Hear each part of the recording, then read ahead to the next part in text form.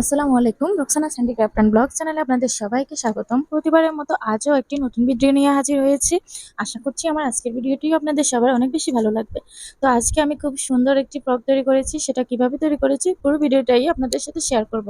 তো দেখতে পাচ্ছেন আমি কিন্তু ফ্রকের উপরের অংশে খুব সুন্দর করে কুচি দিয়ে নিয়েছি, আর হচ্ছে নিচের অংশে অনেক ঘন ঘন করে কুচি দিয়েছি।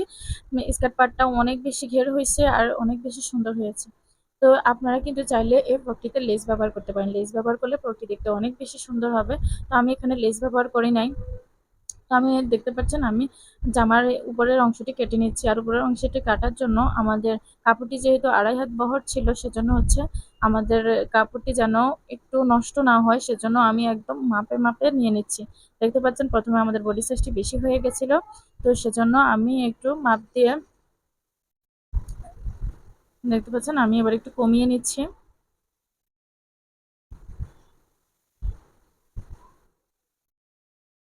আমি একটু কমিয়ে নিচ্ছি, এজন্য হচ্ছে যে অংশটি আমাদের থাকবে সেই অংশটি আমরা আবার কাজে লাগাতে পারবো। সেজন্য আমি বাড়তি কাপড়টি আগে কেটে নিচ্ছি।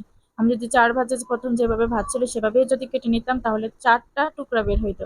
এখন কিন্তু আমাদের একটি টুকরো বের হবে।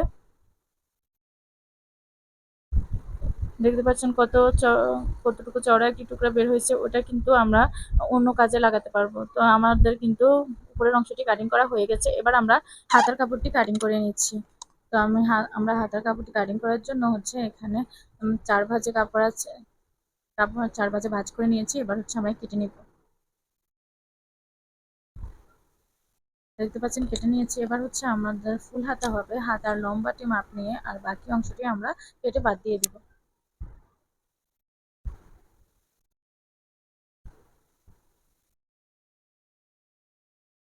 যেহেতু আমি ছোট বাচ্চাদের জন্য জামাটি তৈরি করছি, এই ড্রেসটি হচ্ছে 7-8 বছরের বাচ্চার জন্য আমি তৈরি করছি। তো আপনারা কিন্তু যদি বড়দের জন্য তৈরি করেন তাহলে কিন্তু সেম নিয়মে তৈরি করবেন। মেজারমেন্টটি শুধু আপনার বডি সাইজ অনুযায়ী হবে, আর হচ্ছে নিয়মটি সেমই থাকবে। তো দেখতে পাচ্ছেন আমরা কিন্তু হাতার কাপড়টি কেটে নিয়েছি। এবার হচ্ছে আমরা স্কার্ট পার্টটি কেটে নিব। সরি, এবার হচ্ছে আমরা বেল এবং হচ্ছে ওই যে উপরের অংশে যে কুচির অংশটা আছে সেটা কেটে নিব।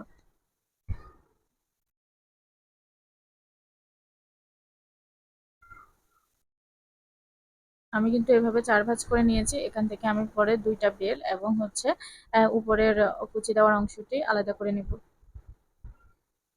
এখানে হচ্ছে বাকি যে কাপড়টি ছিল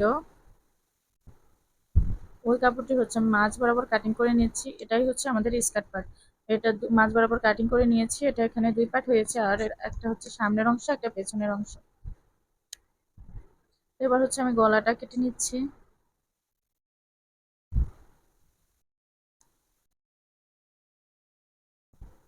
আমি কিন্তু এই ফ্রকটিতে কোনো বোকরাম ব্যবহার করব না। আপনারা চাইলে বোকরাম ব্যবহার করতে পারেন। এবার আমি দেখাচ্ছি আমি কিভাবে ওই বেলের অংশটি আলাদা করে নিচ্ছি। দেখতে পাচ্ছেন আমি কিন্তু এখানে আরো একটি ভাঁজ দিয়ে নিচ্ছি। একটি হচ্ছে ছোট করে দিয়ে নিচ্ছি ভাঁজটি। আর ছোট ভাঁজের অংশটি হবে আমাদের বেলের অংশ, আর যে ভাঁজটি বড় আছে সেটা হবে আমাদের কুচির অংশ। তো এখানে হচ্ছে আমি ওই সেম কাপড় দিয়ে একটি পাশ বালিশের কভার বানিয়েছিলাম, সেটারই ওই নিচের অংশটি কেটে নিচ্ছি একটু এখান থেকে কাপড় নিয়ে। তো এবার আমি দেখাচ্ছি আমি কিভাবে বেলটি আলাদা করে নিচ্ছি। তো দেখতে পাচ্ছেন এটি কিন্তু একটি লম্বা কাপড় আছে, তো এটাকে হচ্ছে আমাদের বেলের সাইজ অনুযায়ী কেটে নিতে হবে। তো সাইজ অনুযায়ী আমরা এই পাশ কেটে নিচ্ছি, আর হচ্ছে মাঝ বরাবর একটু কাটিং করে নিব। তাহলে এখানে 2টা বেলের অংশ হয়ে গেছে। এবার হচ্ছে আমাদের জামাটি কাটিং করা হয়ে গেছে। এবার আমরা জামাটি কিভাবে সেলাই করেছি সেটাই দেখাচ্ছি।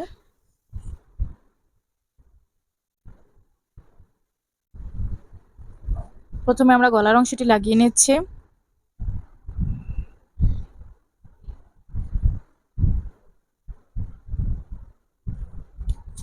গলাটি আমি কিভাবে সেলাই করছি বোকরাম ছাড়া, তো সেটাই দেখাচ্ছি। আমি এখানে প্রথমে কাপড়টি জয়েন্ট করে নিয়েছি, তারপরে একটু কাটিং করে নিয়েছি। এবার হচ্ছে আমরা এটাকে ফোল্ড করে সেলাই করে নিচ্ছি।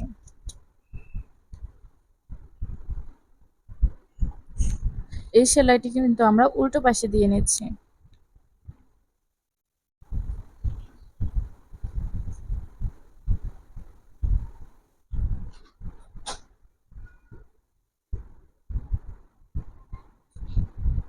দেখতে পাচ্ছেন আমাদের কিন্তু গলার অংশটি সেলাই করা প্রায় শেষ। তো সেম নিয়মে কিন্তু আমরা দুইটা গলাই সেলাই করে নিব।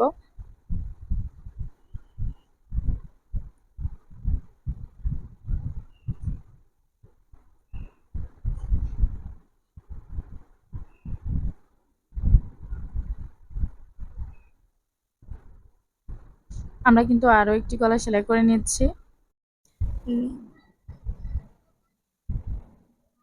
দেখতে পাচ্ছেন আমি কিভাবে কাটিং করে নিচ্ছি। এরকম ভাবে কাটিং করলে কিন্তু গলাটি খুবই সুন্দর ফিনিশিং হবে।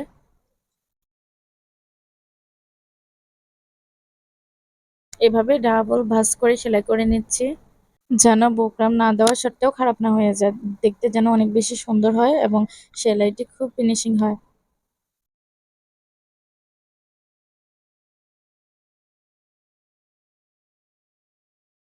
দেখতে পাচ্ছেন আমাদের কিন্তু দুইটা গলার অংশই সেলাই করা হয়ে গেছে। এবার হচ্ছে আমরা কাঁধের অংশটি জয়েন্ট করে নিব।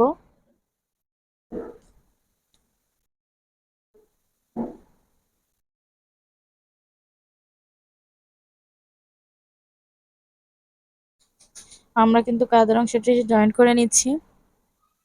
আমাদের একটি অংশ জয়েন্ট করা হয়ে গেছে, এবার অপর অংশটি সেলাই করে নিচ্ছি।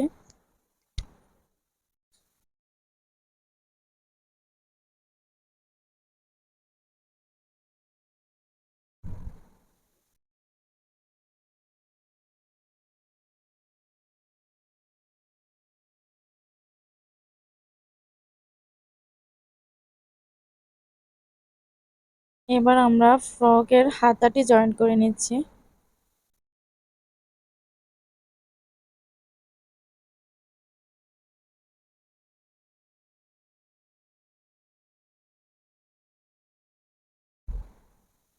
আপনারা চাইলে হাতাতে একটু চাপ সেলাই দিয়ে নিতে পারেন, তো আমি কিন্তু কোনো চাপ সেলাই দিব না।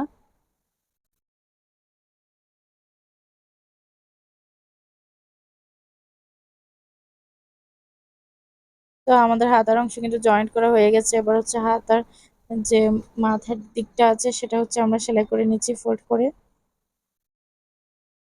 আর এবার হচ্ছে আমরা যে বুকের অংশে যে জামার উপরের অংশে যে কুচিটা লাগাবো, সেটার হচ্ছে দুই সাইডটা আমরা এরকম ফোল্ড করে সেলাই করে নিচ্ছি।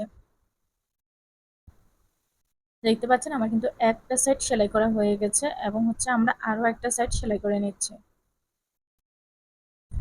এই কাপড়টার কিন্তু ৪ সাইড সেলাই করতে হবে যদি কাটিং করা থাকে। তো আমার যেহেতু ২ টা সাইড কাটিং করা নাই, একদম সমান আছে, সুতা ওঠার সম্ভাবনা নাই। সেজন্য আমি ২ টা সাইড সেলাই করে নাই। এবার হচ্ছে আমি এখানে ঘন ঘন করে কুচি দিয়ে নিব। গলার যে সেলাইটা আছে ওই সেলাইটা বরাবর যেন পড়ে, সে কুচিগুলা যেন সেলাই সমান বরাবর থাকে, সেদিকে খেয়াল রাখতে হবে, তাহলে কিন্তু দেখতে অনেক বেশি সুন্দর হবে।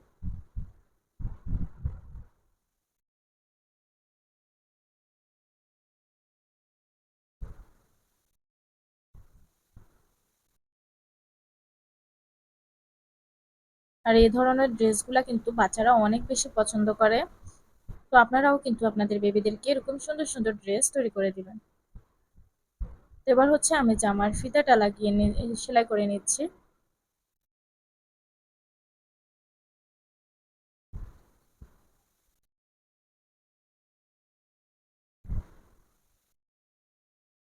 এবার আমরা জামার সাইডগুলো সেলাই করে নিচ্ছি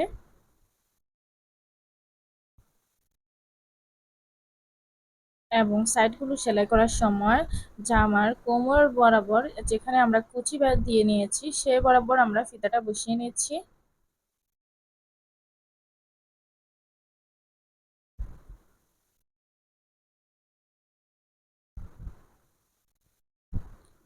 দুই সাইডে কিন্তু আমি ডাবল সেলাই দিয়ে নিচ্ছি। আর হচ্ছে আমি জামার নিচের দিকটাতেও হচ্ছে চিকন করে সেলাই করে নিচ্ছি। তো আমার সেলাই করার পরেই কিন্তু হয়ে গেল, আমার ড্রেসটি রেডি হয়ে গেছে। তো আপনারাও কিন্তু আপনাদের বাচ্চাদেরকে এরকম সুন্দর সুন্দর ড্রেস তৈরি করে দিবেন। আর এই ড্রেসটি পরে বাচ্চাদেরকে অনেক বেশি সুন্দর লাগে, দেখতে পাচ্ছেন বাচ্চাটা কত খুশি এই ড্রেসটি পরে। এই ড্রেসগুলো পরলে কিন্তু বাচ্চাদেরকে একদম প্রিন্সেসের মতো লাগে। তো আজ এ পর্যন্তই, আল্লাহ হাফেজ, সবাই ভালো থাকবেন, সুস্থ থাকবেন, এ পর্যন্ত।